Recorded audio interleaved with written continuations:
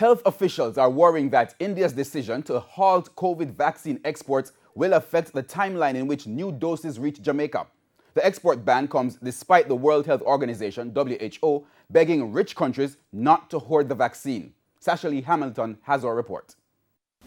Jamaica's COVID-19 effort started on March 10, now facing new uncertainties with an announcement that India has halted exports of the AstraZeneca vaccine. India, which started the ban last Thursday, calls it a temporary squeeze to deal with its rising cases, which now number close to 12 million, the world's third highest behind the United States and Brazil.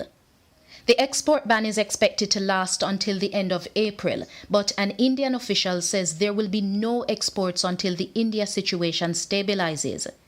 India wants to inoculate 250 million people by the end of July. At least 40 million people have received the first dose of the vaccine so far. For Health Minister Dr. Christopher Tufton, the news of the export ban is a setback. Coming on the heels of what Europe has done and what the US to some extent has done by buying up most of the supplies, it certainly is going to make it a lot more difficult for us to source vaccines. So far, Jamaica has sourced 64,000 doses of the AstraZeneca vaccine, 50,000 doses of which were gifts from India.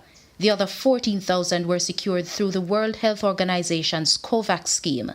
Some 190 countries are to benefit from the COVAX arrangement, and the Serum Institute of India, the world's largest vaccine producer, is to play a critical role in that effort, supplying 1.1 billion doses of the vaccine to countries which have signed up. 60 million doses have been exported so far to 76 countries. But India's action is causing increased uncertainty around the timeline in which these countries, including Jamaica, will secure vaccines for its immunization program in at least the short term.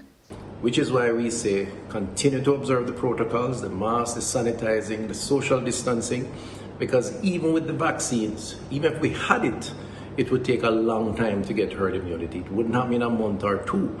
So we have to maintain the restrictions, and Jamaicans have to appreciate the importance of personal responsibility in the COVID response. Jamaica is scheduled to get at least 2 shipments of vaccines in April, including 1 shipment through the COVAX facility.